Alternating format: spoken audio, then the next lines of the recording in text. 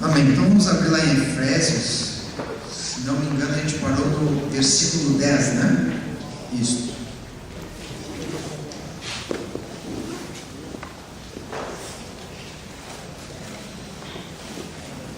Vamos ver se a gente consegue chegar hoje e iniciar o 4. Nós já passamos da metade. Versículo 10. Acompanhe comigo ali. Vou ler do 10 ao 13. Para que pela igreja a multiforme sabedoria de Deus se torne conhecida, agora dos principados e potestades dos lugares celestiais. Terceira vez que Paulo fala sobre os lugares celestiais aqui nessa carta. Há uma ênfase nesses lugares. Segundo o eterno propósito que estabeleceu em Cristo Jesus nosso Senhor, pelo qual temos ousadia e acesso com confiança mediante a fé nele.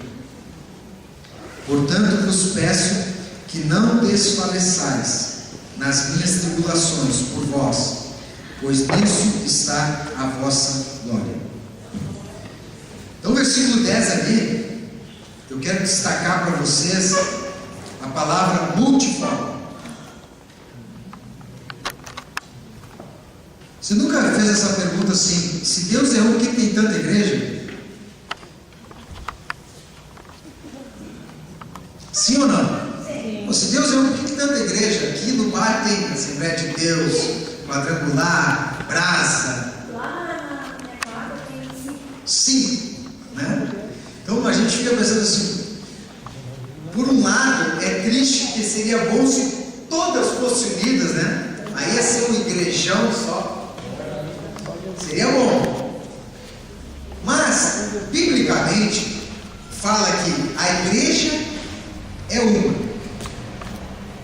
Porque diz assim: para que pela igreja, é uma igreja, não é para pelas igrejas, pela igreja, a igreja é uma. A multiforme sabedoria de Deus se torne conhecida. Embora a igreja seja uma, a maneira de se manifestar é multiforme. Tu vê, lê lá primeiro a Pedro, lê para mim aqui, pode me ajudar, 1 Pedro 4, 10, eu acho, que é a mesma palavra. Pode.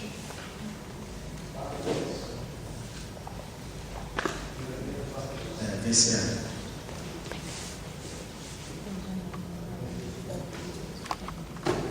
Sim. Cada um exerça o dom que recebeu para servir aos outros, administrando fielmente a graça de Deus em suas múltiplas formas. Tá. Essa múltiplas é multiforme. A linha transpenseiro está multiforme graça de Deus. Multiforme graça. Lembra nós falamos aqui sobre graça? Então, se a graça salvadora se manifesta da mesma forma para os homens, a graça que é Deus dando dom para os homens, ela é multiforme. Porque cada dom é uma graça diferente. Então, quando ele fala a multiforme, manifestar a multiforme sabedoria de Deus, está dizendo, a igreja manifesta Deus, a sabedoria de Deus, mas de várias formas. E a palavra multiforme ali é polipoikilos, é duas. Poli é muitos.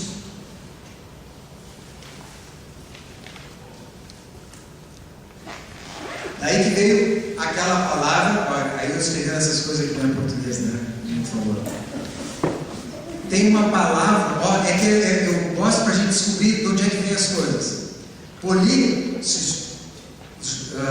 formou uma palavra em grego que é a polis, que é cidade. Daí que vem a palavra política. Política é tratar assuntos da poli, da cidade. Tá? Então, polis era muitos. Por que cidade? Porque cidade é o lugar onde vivem muitos. Então, muitos e poiquilos variados. E aí foi traduzido por multiforme. Essa expressão era usada em roupas. Sabe, você já viu aqueles tapetes de tapeçaria que todo colorido, que quando tu vira assim, é todo feio, todo parece ligado, mas quando do outro lado faz sentido, tem figuras. Então aquilo ali é uma expressão disso. São várias cores que se unem, linhas que se entrelaçam para formar uma grande pintura. Então, se tu for olhar uma grande pintura muito colorida, um pedacinho assim, tu não vai entender bem. Mas se tu olhar o todo, tu vai, agora entendi o que é essa pintura. Então, ele está falando que a sabedoria de Deus é manifesta assim na igreja. Uma igreja manifesta de uma forma, outra igreja manifesta de outra forma. E se nós juntássemos todas as igrejas, nós teríamos uma visão mais completa de Deus. Então, nós aqui na igreja, nós temos uma forma de manifestar a sabedoria de Deus. A nossa forma, a nossa maneira de fazer os cultos, louvor, palavra, oração. Agora, se lá na África, de repente é outra maneira. O culto lá é diferente, de repente não começa com música, começa com palavra, ou nem tem música, ou é só música, nós não sabemos. É uma outra forma de apresentar Deus, mas também é algo que Deus se utiliza, é a multiforme sabedoria dele. Poiquilos também queria falar de um jardim, que tem muitas flores, e cada flor de uma cor. Então são muitas e variadas, e o jardim fica bonito, mas cada flor tem um papel, uma cor, uma forma diferente. Então ele está dizendo que a igreja se manifesta de multiformes sabedoria. Assim como a graça de Deus dentro da igreja é multiforme. Para um Deus dá graça para cantar, outros não têm graça para cantar, né, Jorginho?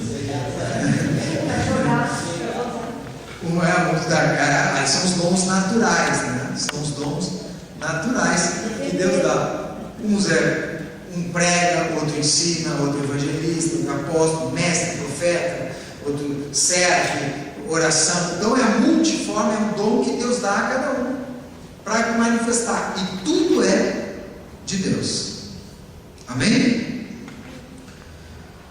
E essa manifestação de Deus através da igreja não é só para esse mundo, não é só para os homens, mas também para principados e potestades. Interessante isso, né? Anjos, demônios, principados, também vem a manifestação de Deus através da igreja, segundo o eterno propósito que estabeleceu em Cristo Jesus, nosso Senhor, pelo qual temos ousadia. Ousadia aí é parresia.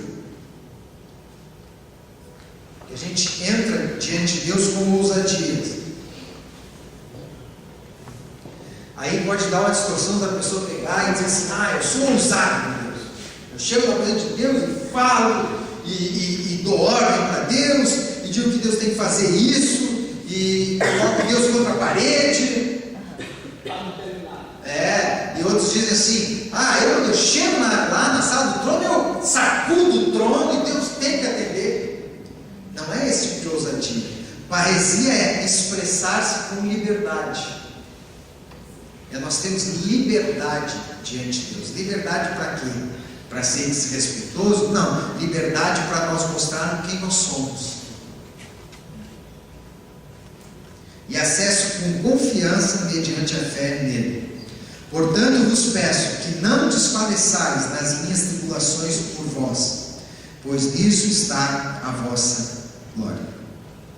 Aí, versículo 14, ele começa: por esta causa, olha o versículo 3:1, ele começa dizendo: por esta causa, eu, Paulo, sou prisioneiro de Cristo Jesus.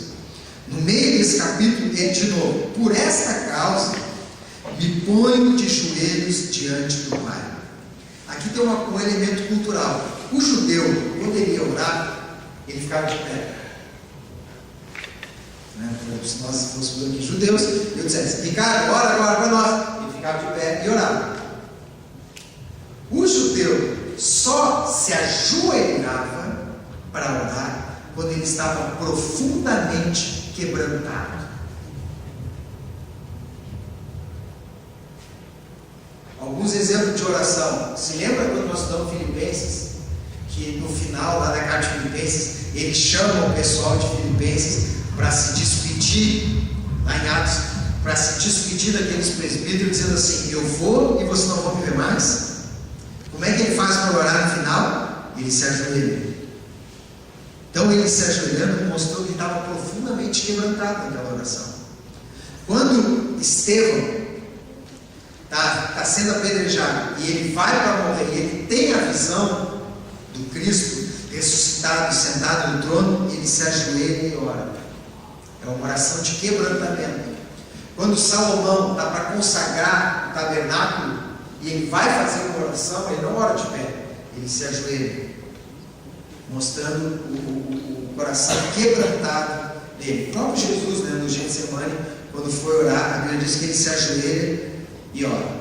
Então ele está dizendo isso: eu sou prisioneiro de Cristo, e por essa causa me coloco de joelhos. Ele sempre emociona, ele se quebranta, aquilo envolve o ser dele. Ele está falando daquilo, mas aquilo de certa forma mexe com isso, porque ele se ajoelha e diz: por essa causa eu me coloco de joelho diante do Pai. Quando Jesus vai orar também, Exatamente, ele se ajoelha. Então tem muitas dessas coisas assim, culturais que a gente tem que entender. Quando falava como um judeu orava, ele ficava de pé. Agora, quando um judeu se ajoelhava, ele estava profundamente quebrantado. Diante do Pai tem o nome toda a família. Então toda a família, tanto no céu como na terra, toma o nome diante do Pai, né? Para que, segundo a riqueza da sua glória, nós já falamos sobre isso no capítulo 1, vos conceda que sejais fortalecido com poder mediante o Espírito do homem interior. Então ele fala sobre o fortalecimento do nosso homem interior. O que é o nosso homem interior? Nosso espírito.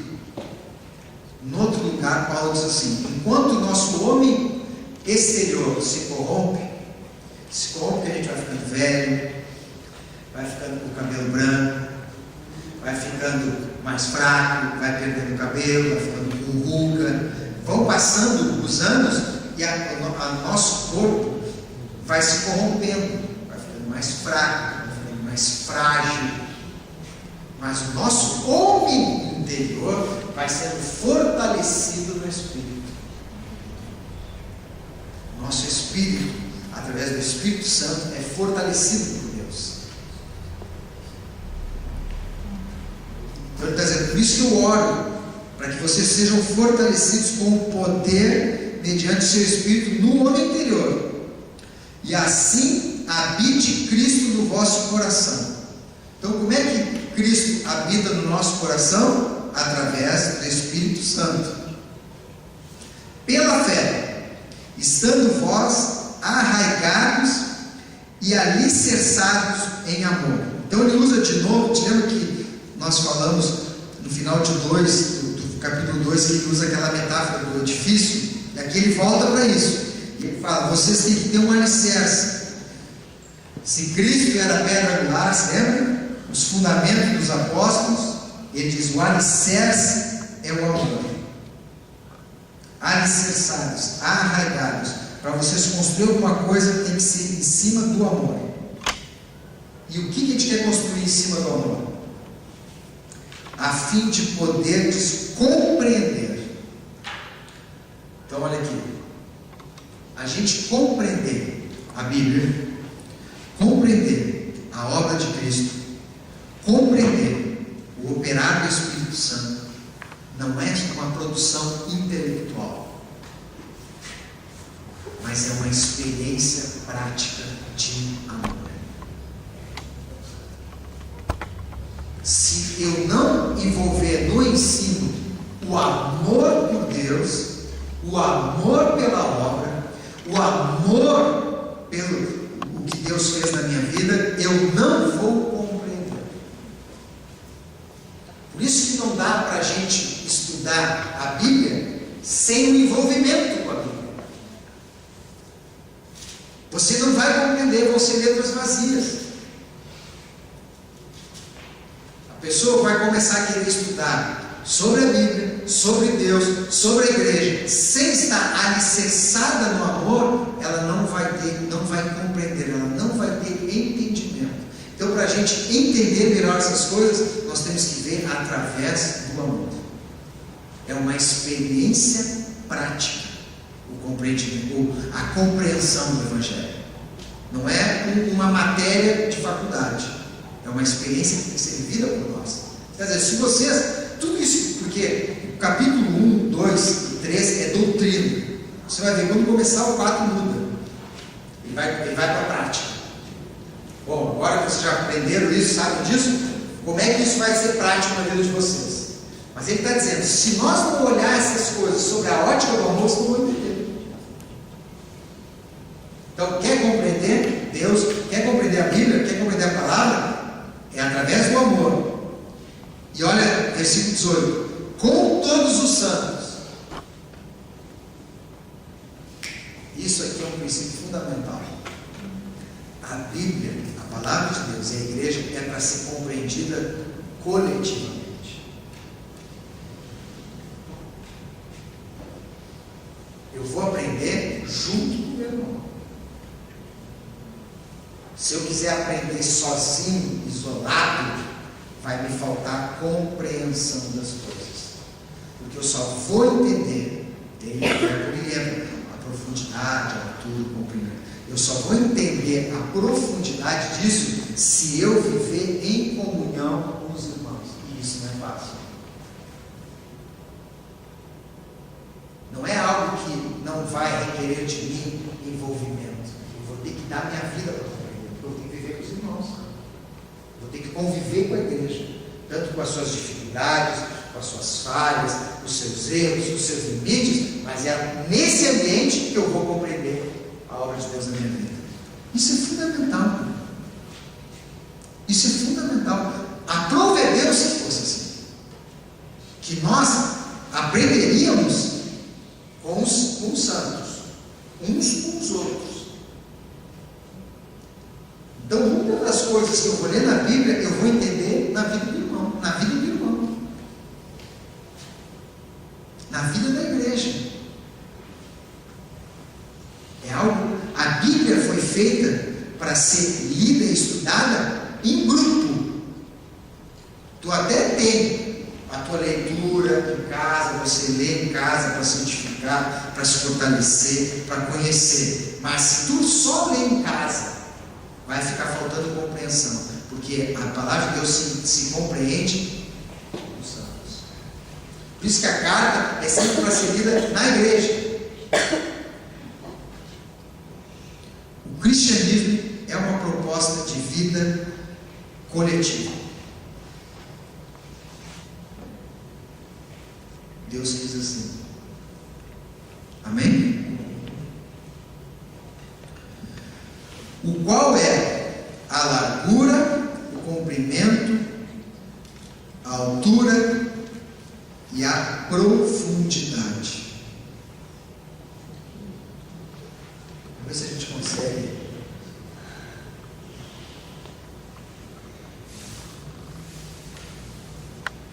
Como ele está falando do edifício, ele nos provoca aqui.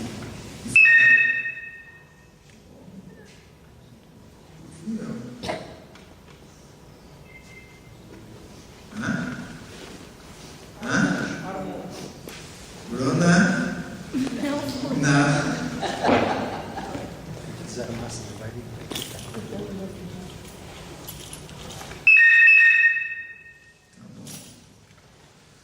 Ele fala aí da largura, o que mais? Comprimento, altura. Então, largura, comprimento, altura e profundidade. profundidade, né? Profundidade seria assim.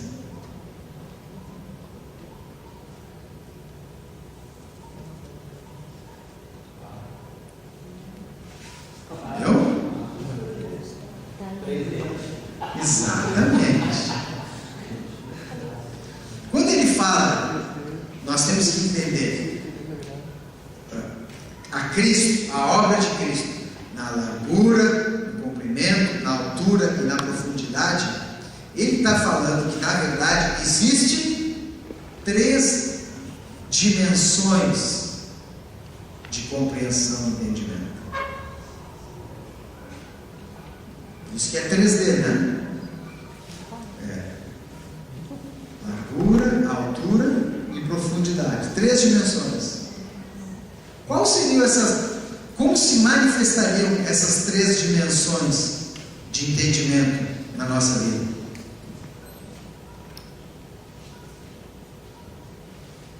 Eu vou dizer umas para vamos saber as outras.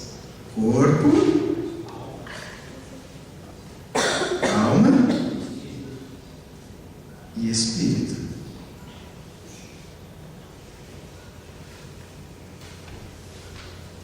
A compreensão da obra de Cristo não vai ser somente nos nossos pensamentos, que é da alma, né? Na nossa mente.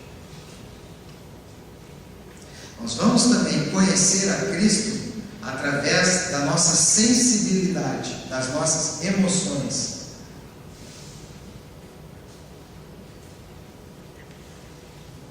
Sensibilidade. E também conheceremos a Cristo através da nossa intuição, ou também através da nossa comunhão. O homem é corpo, alma e espírito. Corpo, os 5 sentidos. O que é que se lembra dos 5 sentidos? Visão, audição, tato, olfato, paladar. Esses 5 sentidos é a maneira como eu percebo o mundo. Eu vejo, eu ouço, eu sinto o cheiro, eu toco e eu experimento. Toda a minha percepção do mundo passa por um desses sentidos. Então, essa percepção que eu tenho através do corpo vai ter uma percepção de Deus, de Cristo através disso. Deus vai usar a minha visão. Vocês estão vendo aqui, né? A minha audição, a fé vem pelo ouvir e ouvir a palavra de Deus. Nós vamos experimentar, tocar coisas. Nós vamos ter compreensão através do nosso corpo. Mas também a nossa alma. A nossa alma, ela compreende os nossos pensamentos, os nossos sentimentos e a nossa vontade. Vontade, pensamento. Aí pensamento é memória, raciocínio e sentimentos. Nisso também nós vamos compreender e ter percepção das coisas de Cristo, através dos meus pensamentos. Por isso que é renovando o vosso entendimento, é mudar a maneira de pensar. Não fazendo mais a vontade da carne, segundo os vossos pensamentos, mas agora fazer a vontade de Deus. Então muda a minha vontade. Eu também vou ter percepção de Deus nisso, na minha vontade e também nas minhas emoções. As minhas emoções vão ser renovadas. Antes tinha coisas que eu gostava, me alegrava, e agora eu não me alegro mais com isso. Mudou. Antes tinha coisas que eu não dava bola. Hoje isso me quebranta, isso me comove. Mudou as minhas emoções. Amém? E o Espírito tem o trabalho da comunhão, intuição e consciência. Comunhão, intuição e consciência. Sabe quando a gente faz uma coisa e depois vem aquela vozinha dizendo para nós assim: não devia ter feito. Rapidinho ela vem, né? O que é isso? É a nossa consciência. Posso fazer duas perguntinhas aí? Vai. A emoção, quando gera uma ação, se não for daquilo verdadeiramente de Cristo, ela traz um engano. Claro, a gente é muito enganado pela emoção. Uma é essa aí, a outra pergunta é essa. É possível que dentro da natureza da carne, a carne fortalecida, duas coisas importantes Deus nos deu, né, de potencial, que é o sexo e o alimento. Esses dois, você se alimenta demais, tá, não tem controle, tá, e também a parte sexual. Os dois juntos esmagam o espírito? Sim, tudo que é carnalidade tem prejuízo do espírito. Tudo. E o que fazer para minimizar uma situação nesse caso? Por isso, nesses casos é bom o jejum, porque o jejum mortifica a carne. Entendeu? O jejum mortifica a carne, falando de carne. Então, nesse caso, sim, tu te separa, tu não está fazendo um jejum para forçar Deus a fazer uma coisa, mas está fazendo um jejum para mortificar a tua carne e buscar Deus. Esse é o fundamento maior do jejum. Entendeu? Então, o jejum muitas vezes não é só comer, cara. Eu acho que é Jó, né, que fala: eu fiz uma aliança com os meus olhos, como colocaria sobre uma virgem? Ou ele dizendo assim: eu tenho que cuidar até do que eu olho. E tem coisa que eu olho e não vai fazer bem mesmo. Então, o Espírito é comunhão. Por que comunhão? Nosso Espírito tem comunhão, preste atenção nisso, com as regiões espirituais. Então, esse mesmo Espírito pode ter comunhão com o Espírito Santo, mas também pode ter comunhão com as trevas.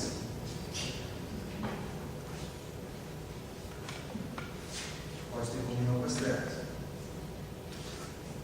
Então, por isso que nós, ao rendermos a nossa vida a Deus, Deus envia o Espírito Santo para que venha habitar dentro de nós, para que seja quebrada toda essa influência do reino espiritual. Como pode habitar dois espíritos? Eu não falei habitar, falei O influência. Espírito Santo vive em nós, olha nós, Sabe né? por quê? Porque Aí, de repente, a gente peca, né? O pecado vem de onde?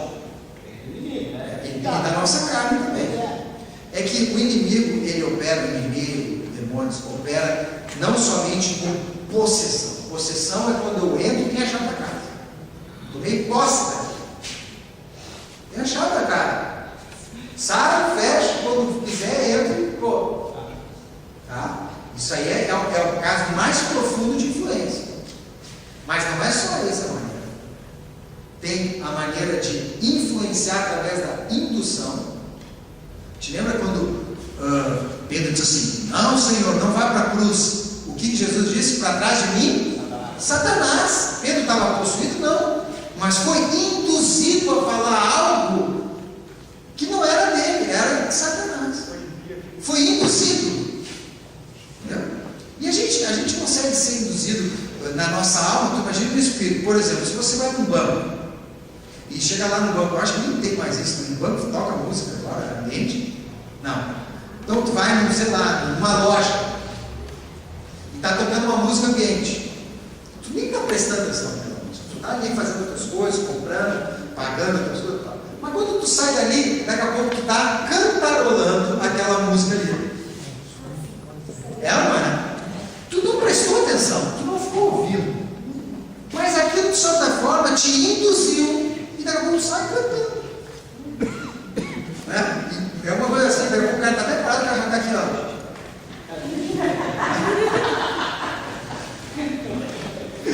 Marco Aurélio, um irmão nosso, ele era ele não é sambista, maciço. Marco Aurélio uma vez estava meio desviado, foi toda a igreja. Foi toda a igreja. Cara, eu te fico com essas coisas aí. Esses dias entregaram a Lavantona falando de mim na igreja. Eu falei da dor, mas o Marco Aurélio foi assim, foi toda a igreja por retiro de carnaval. E ele, foi pular carnaval. De massista. Mas qual é que foi o desastre para ele? Ele ganhou o primeiro massista de Porto Alegre. E aí estava o pastor José sentado vendo a RBS, foi entrevistar o primeiro massista. Foi isso mesmo. Mas Mas o Marco Aurélio, quando ele ouve essas músicas assim, ele começa já com o pensamento dele, começa: segura Jesus, segura Jesus, segura. Então tem a indução, que é uma maneira, e tem uma outra maneira que é a opressão. Entendeu? A opressão nem toca em você, mas te pressiona, te oprime. De vez em quando a gente pensa: olha, uma opressão, tem sentido uma opressão. É uma coisa espiritual, que tu vê isso no espírito. Então tem a tua intuição é você perceber o que Deus quer na tua vida, no espírito discernir a comunhão e a consciência. Consciência é a maneira que o Espírito Santo fala conosco. Só que a consciência ela também tem que ser curada, porque a consciência, tem gente que tem uma consciência ultra sensível e daí está sempre com acusação. Já viu aquela pessoa que pecou, pediu perdão, mas continua sempre: ai, não aguento, eu não consigo, tenho que pedir perdão de novo, e não... né? A consciência dela foi para o outro lado, como se fosse um pêndulo, tá? Ela foi para um lado que ela fica tão sensível que ela não consegue aceitar o perdão de Deus na vida dele, ela sempre está com acusação. E por outro lado, a consciência pode ficar cauterizada, já nem acha ruim fazer. Entendeu? Se você faz uma coisa errada, a tua consciência diz: não era para ter feito. Mas tu continua fazendo, daqui a pouco a tua consciência nem fala mais. A gente vê isso, né, nesses jornais. Tem cara que mata e já não tem. Né? Não tem dó, não tem nada. A consciência já cauterizou. Então a obra do Espírito é trabalhar na nossa consciência, para que a gente também possa ser guiado por Deus. Então o apóstolo Paulo fala aqui dessas 3 dimensões. Tem que acabar. Menos 4. E conhecer o amor de Cristo, que excede todo entendimento. Agora olha aqui, ó, isso aqui é aquilo que eu falo de vez em quando sobre os paradoxos da vida. Ele começa dizendo assim: para vocês entenderem, vocês têm que amar, senão vocês não vão entender Cristo. Vocês amando, vocês vão compreender a Cristo, mas essa compreensão excede todo entendimento. Ou como que dizendo assim: vocês vão compreender alguma coisa, mas não vão conseguir compreender tudo, porque essa compreensão excede o nosso entendimento. Para que sejais tomados de toda a plenitude de Deus. E agora esse versículo é um versículo muito bonito, você pode estudar na sua Bíblia. Ora, aquele que é poderoso para fazer infinitamente mais de tudo quanto pedimos ou pensamos, conforme o seu poder que opera em nós. Então Deus, ele é fiel para fazer muito mais do que aquilo que a gente pediu, do que a gente pensa. Porque muitas vezes a gente pede coisa para Deus que não é a vontade de Deus. Muitas vezes a gente pensa coisas que a gente acha que seriam boas e não são. Então Deus é tão fiel que Ele não dá só o que a gente pede, o que a gente pensa, mas Ele dá além do que a gente pede e pensa. Porque muitas vezes a gente pede errado e pensa errado. O que é esse poder que opera em nós? É o poder que eu vê que assim, ó, é interessante. A resposta de Deus na oração, o poder de Deus não opera fora de nós, opera em nós. Entendeu? Então Deus, toda a nossa oração que a gente faz, por exemplo, nós oramos aqui por as pessoas que estão enfermas. O poder de Deus não vai manifestar somente na pessoa que está enferma, manifesta em nós nesta oração. Quando eu oro pelo outro, eu também sou transformado. Opera em mim o poder de Deus. Nós não somos um canal neutro que Deus nos usa sem nos afetar. Quanto mais a gente é usado por Deus, mais somos transformados por Deus. Opera em nós. Amém? Porque, por exemplo, se a gente pegar uma mangueira, tá? Encher, ligar numa torneira, ligar água, a mangueira é o instrumento para sair água. Mas depois que a gente parar a ligar, desligar, eu ia dizer a pena, se falava pena antes, em Portugal é pena. Depois que desligar a torneira e passar um tempo e secar a mangueira, A mangueira continua a mesma. Mesmo depois de ter passado toda aquela água, continua a mesma antes de passar a água e continua a mesma depois de passar a água. Não, o poder de Deus não é assim. Se Ele vem e opera através de nós, Ele também opera em nós. Eu sou transformado. Não tem como eu ensinar a palavra de Deus aqui e a palavra de Deus não fazer efeito em mim também. Ô pastor, e por que a alegria vem só depois que a pessoa é curada? Aí a alegria vem na gente. É um regozijo, né? Não sei, eu acho que quando a gente está orando pela pessoa, a gente toma, né, o sentimento daquela pessoa, aquela angústia, aquela necessidade, parece que a gente cria empatia, sente a mesma coisa que a pessoa que ela está passando. Mas depois, quando a pessoa é curada, a gente sente a alegria dela também. É uma comunhão, né?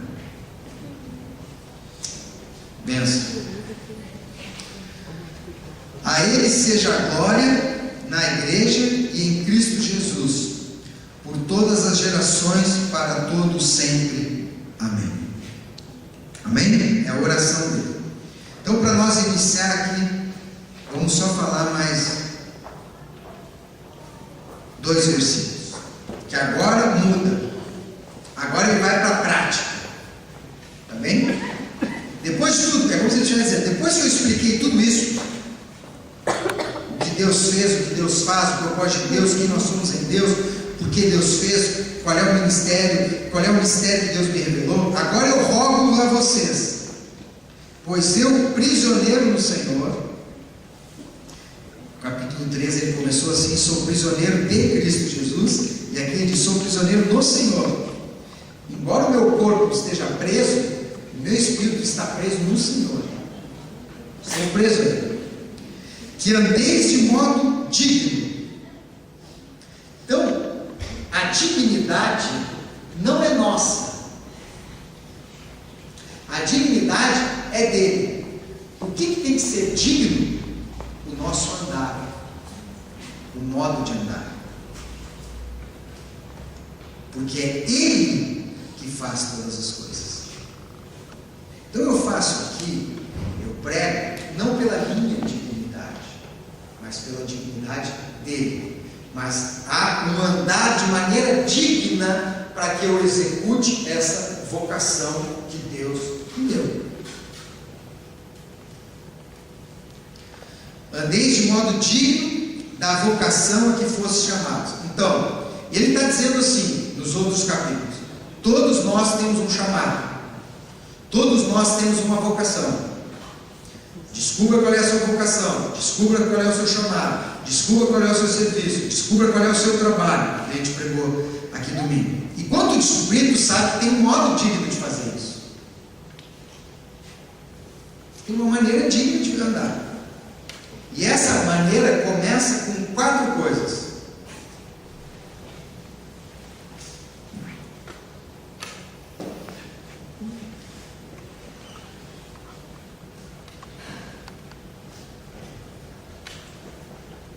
Para andar de uma maneira digna, eu, tu, nós precisamos de 4 coisas. Tem que ter na nossa vida. Qual é a primeira aí? Humildade.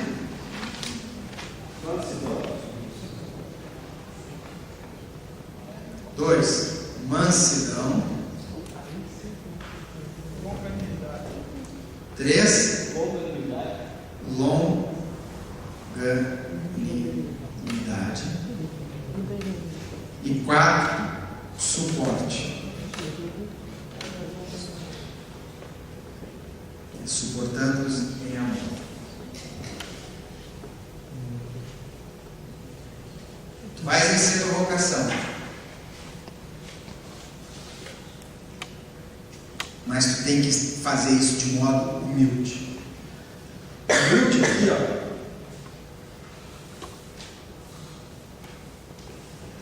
vem da palavra tapeios, que é a origem da palavra tapete.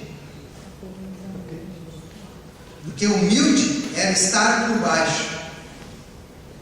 É como como hoje a gente pega e fala assim, ele me faz de capacho. Apenas no grego. Hã? No grego.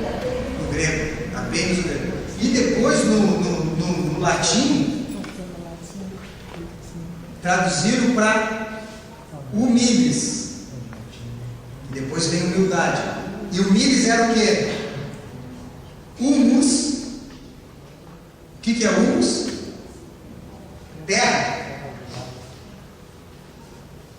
Então, no grego é o tapete que fica por baixo. E para eles traduzir isso, eles, o que fica por baixo é a terra. Aí a sensação de que nós viemos do pó, então humildade também é saber de onde tu veio, saber que tu é pó. É saber que tu é terra. Mas quando eles falam aqui, o grego falava tapeiros, que depois deu origem de tapete, isso, algumas coisas lá no mundo grego mudou o nosso mundo. Para o grego, uma pessoa humilde, ser humilde era um defeito. Hoje quando ele diz assim, conhece o fulano? Eu digo, conheço, ele é um cara humilde. Para nós isso é uma virtude, né? E se eu disser para vocês assim, o que tu acha do fulano? Ele é uma pessoa apática. É um defeito. Para o grego, ser humilde era um defeito e ser apático era uma virtude. Porque o que era apático? Apatia é paixão e a é não. Então, a pessoa apática era uma pessoa que controlava as suas paixões. Era uma pessoa que controlava os seus sentimentos e suas paixões. Hoje, uma pessoa apática é uma pessoa, sei lá, fria, mole, sem vida, né?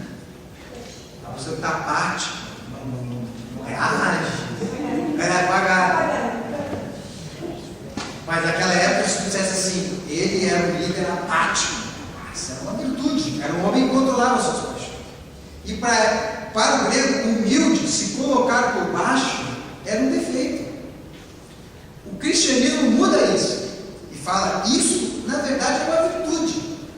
É você estar no mesmo nível da pessoa, mas por humildade você se coloca por baixo.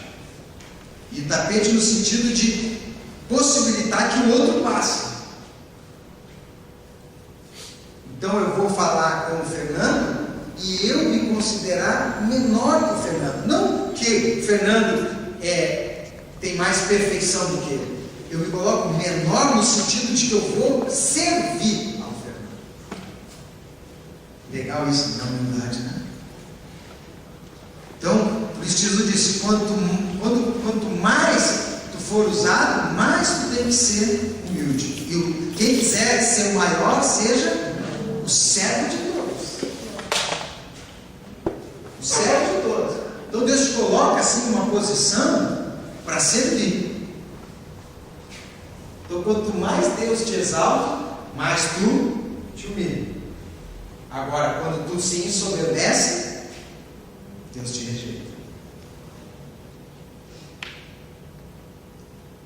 Vocação de Deus tem que ser exercida com humildade. Amém.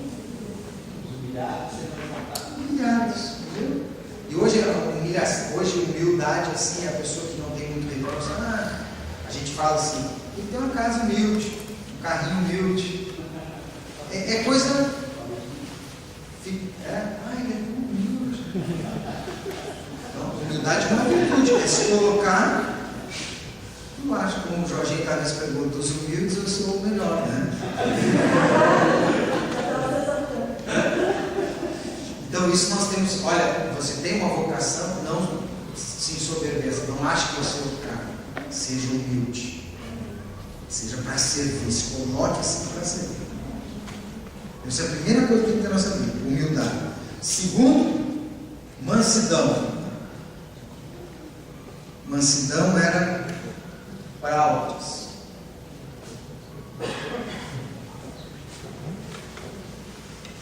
O que a gente pensa também em mansidão? A pessoa mansa é aquela pessoa que não briga, né?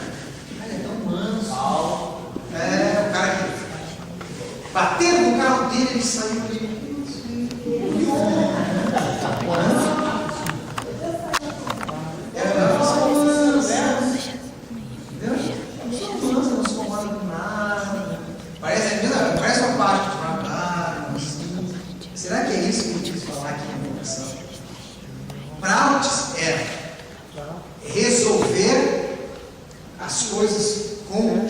gentileza.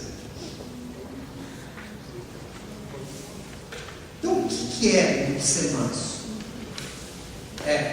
Quando acontecer algo, e acontece algo, acontece ou não acontece? Tu saber resolver. Você saber usar de polidez para resolver. Sabe que a maturidade está muito ligada à pessoa que sabe resolver os conflitos e os problemas. Uma pessoa madura é uma pessoa que sabe resolver as coisas. O que é uma criança? A criança não sabe resolver nada. Quer carne, negócio, não sabe resolver. Deixa a porta aberta, não sabe ali, fecha, não sabe resolver. Então a gente vai dizer, não, faz isso, faz aquilo, a gente vai ensinando ela a resolver. E a gente acaba sabendo resolver as coisas práticas, mas muitas vezes a gente tem um despreparo para a vida e a gente não sabe resolver as coisas. Aí tem uma dificuldade, você não sabe como resolver. Com mansidão, com gentileza. Muitas vezes pode ser firme, pode falar, mas sabendo resolver. Vê que a Bíblia fala que Moisés era o mais manso, né? Porque ele buscava em Deus a maneira de resolver aquelas coisas. E quando não buscou, se deu mal, né? Porque ele bateu lá com o cajado. Então a mansidão é esse trato de saber resolver. Isso é muito da maturidade. Tem muita gente que, numa questão, está certa, a pessoa está certa, ela está com a verdade, mas não sabe resolver. Aí perde. Não sabe resolver. O que ela está falando é verdade. O que ela pensa é certo, mas ela não sabe como resolver isso. Entendeu? No caso, daqui a pouco tu está com a razão na questão, mas tu vai lá e resolve no soco. Tu resolve na briga, na discussão. Ou essa mansidão ali na bem-aventurança, ali, né? Bem-aventurados os mansos, porque eles herdarão a terra. É a mesma palavra? Mesma palavra. É a mesma palavra. Por isso que eles herdarão a terra. Porque são os que souberam resolver as coisas. Os que souberam trazer equilíbrio. Os que souberam ser usados para isso. Então, na tua vocação, quando Deus te dá uma vocação, um exercício de um chamado, tu tem que saber resolver as coisas da tua vida. Porque de repente uma pessoa pode a gente pensar assim, deu um problema. Aquela pessoa ali, ela não falou nada, ela ficou quieta, que pessoa mansa, mas não resolveu. Entendeu? É a mesma coisa do outro que foi lá e deu um soco na cara, não soube resolver. E o outro que pegou e saiu, não resolveu, não soube resolver as coisas. Então isso num casamento, poxa, se nós não tivermos mansidão para resolver as coisas, é a maneira de reagir. Então a gente tem que saber resolver as coisas com os filhos, com a esposa, entende? Por que hoje tanto separação? Porque não sabem resolver as coisas. Então, rompe, separa, sai da igreja, sai do emprego, não sabem resolver as coisas. Entendeu? Não sabem resolver. Então, não adianta você estar com a razão e não saber colocar ele na prática. Porque muitas vezes o manso ele é assim, Te lembra aquela passagem que Davi está fugindo de Jerusalém e vem um ali, acho que é Simei, que fica jogando terra nele? E Davi poderia ter pegado uma espada e uma jogar terra no meio, cara. Davi soube resolver, disse, não deixa. Ele soube resolver. E daí quando ele volta para Jerusalém como rei, que é o primeiro que recebe ele, Simei. Então de vez em quando a gente tem que deixar que alguém jogue terra na gente e deixar Deus trabalhar, que a gente vai encontrar essa pessoa lá na frente. Né? Se ele tivesse matado, olha o que aconteceu com Davi, cara. Por ele permitiu aquilo ali. Deus honrou ele, o cara foi o primeiro, foi lá receber ele. Não, porque se ele fez, se não tivesse discernido, Estava ralado.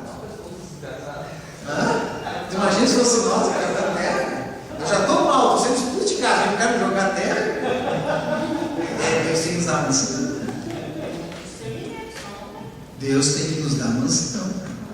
Quando Davi aquela vez foi para matar também Nabal, ele vai para matar Nabal e a esposa de Nabal, Abigail, se coloca lá e diz: Davi, tu tem vitórias porque tu luta as batalhas do Senhor. Tu vai matar esse cara, Deus não te mandou, tu vai se dar mal. E Davi se admira daquela mulher, que soube resolver aquilo. Era 2 exércitos vindo, uma mulher no meio, acabou a guerra. Pô, que Deus mande essas mulheres para nós, né? Que tem mulher que faz a guerra, tem mulher que acaba a guerra. Abigail, no meio de 2 exércitos, resolveu.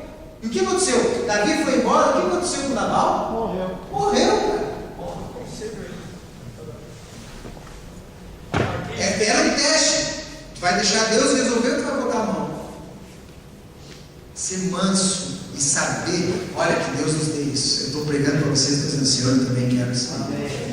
Amém? Saber resolver as coisas. Saber resolver, saber ceder. De vez em quando a gente está até certo, está no nosso direito, mas saber resolver para ganhar o outro. Mais 3 coisas aqui: mansidão e macrotimia.